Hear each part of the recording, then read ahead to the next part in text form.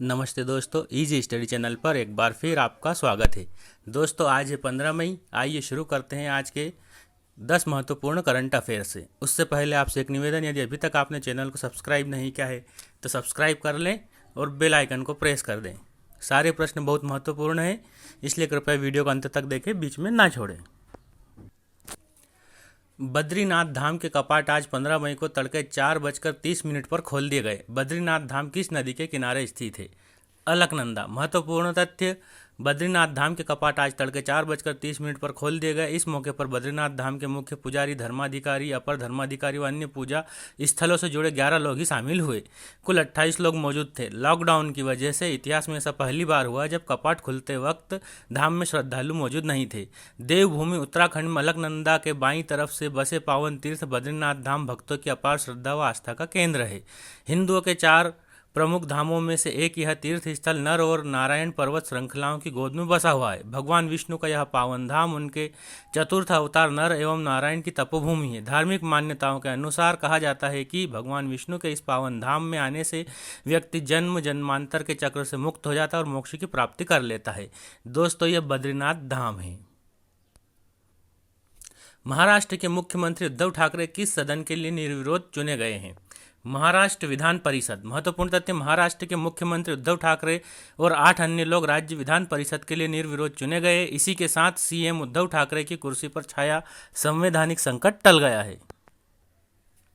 किस देश के प्रधानमंत्री बेंजामिन नेतन्याहू 5वीं बार पीएम पद की शपथ लेने वाले हैं?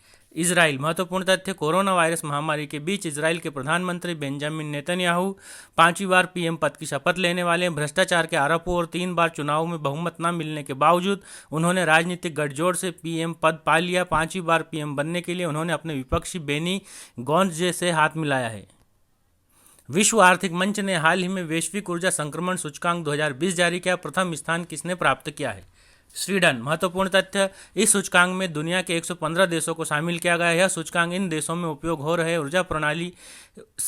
ऊर्जा प्रणाली पर सर्वेक्षण किया गया है। सूचकांक में स्वीडन पिछले साल रैंकिंग को बरकरार रखते हुए प्रथम स्थान प्राप्त किया, जबकि स्विट्जरलैंड और फिनलैंड दूसरे और तीसरे स्थान पर रहा। हैती का सबसे आखिरी स्थान प्राप्त हुआ। इस सूचकांक में संयुक्त राज्य अमेरिका 32वां, कनाडा 28वां, ब्राजील 47वां और ऑस्ट्रेलिया 36वें स्थान पर है।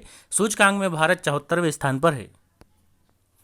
टीवीएस समूह और आईआईटी मद्रास ने संयुक्त तौर पर श्वसन प्रक्रिया में सहायता देने वाला कौन सा स्वचालित उपकरण विकसित किया है? सुंदरम वेटांगो। महत्वपूर्ण तथ्य, टीवीएस और आईआईटी मद्रास ने संयुक्त तौर पर श्वसन प्रक्रिया में सहायता देने वाला एक स्वचालित उपकरण सुंदरम वेटांगो विकसित किया है। कोरोना वायरस संकट में यह यंत्र देश के ऐसे सुदूर और ग्रामीण इलाकों में काफ़ी कारगर हो सकता है जहां वेंटिलेटर की सुविधा उपलब्ध नहीं है। किसने भारत को $1 अरब का सोशल प्रोटेक्शन पैकेज देने का ऐलान किया है? World bank. महत्वपूर्ण तथ्य, वर्ल्ड बैंक ने भारत को $1 अरब यानी करीब 7500 करोड़ रुपए का सोशल प्रोटेक्शन पैकेज देने का ऐलान किया। यह रकम भारत में कोरोना से जुड़े काम के लिए चलाई जा रही भारत सरकार की योजनाओं पर खर्च की जाएगी। खेल मंत्रालय ने वन स्टेट वन गेम्स की योजना तैयार की है। इसके तहत निशानेबाजी की जिम्मेदारी किस प्रदेश ने ली है? मध्य प्रदेश। महत्वपूर्ण तथ्य, भारत का लक्ष्य 2028 के ओलंपिक की टैली में टॉप 10 में आना है। इसके तहत खेल मंत्रालय ने वन स्टेट वन गेम की योजना तैयार की है। इसके लिए 14 खेल चुने गए हैं। राज्यों को खेल गोद दिए गए हैं। राज्यों पर ही इनके खिलाड़ियों को तैयार करने की जिम्मेदारी होगी। वन स्टेट वन गेम के तहत हरियाणा समेत 5 राज्य ओलंपिक के लिए बॉक्सर तैयार करेंगे। दिल्ली समेत 3 राज्यों ने पहलवानों को तैयार करने की जिम्मेदारी ली है। मध्य प्रदेश अकेला राज्य होगा जो निशानेबाज तैयार करेगा। 14 खेलों में archery, boxing, shooting, badminton, wrestling, hockey, cycling, athletics, weightlifting, table tennis, swimming, judo, fencing और रोइंग शामिल है। हर साल कब अंतर्राष्ट्रीय परिवार दिवस मनाया जाता है? 15 मई यानी आज। महत्वपूर्ण तथ्य, संयुक्त परिवार के महत्व और जीवन में परिवार की जरूरत के प्रति लोगों को जागरूक करने के लिए हर साल 15 मई को अंतर्राष्ट्रीय परिवार दिवस मनाया जाता है। परिवार एक तरह से समाज की मूल इकाई है। इसके बिना किसी भी समाज की कल्पना भी नहीं की जा सकती। परिवार के महत्व को बनाए रखने के लिए 1993 में संयुक्त राष्ट्र जनरल असेंबली ने हर साल परिवार दिवस मनाए जाने की घोषणा की थी। कहां पर 14 मई को पेट्रोलिंग पर निकले सेना के जवानों की एक टुकड़ी हिमस्खलन की चपेट में आ गई? हिमस्खलन में हमारी सेना के लेफ्टिनेंट कर्नल और एक जवान शहीद हो गए हैं। सिक्किम, महत्वपूर्ण तथ्य, सिक्किम में उत्तरी इलाके में 18 जवान बर्फ में दब गए। हालांकि रेस्क्यू टीम ने 16 को सुरक्षित निकाल लिया। इसमें एक जवान एस राव ने इलाज के दौरान दम तोड़ दिया। लेफ्टिनेंट कर्नल रॉबर्ट टीए का बर्फ में दबने की वजह से पता नहीं चल पाया था। बाद में रेस्क्यू में उनका शव मिला। इजी स्टडी चैनल अमर शहीदों को अश्रुपूर्ण श्रद्धांजलि अर्पित करता है।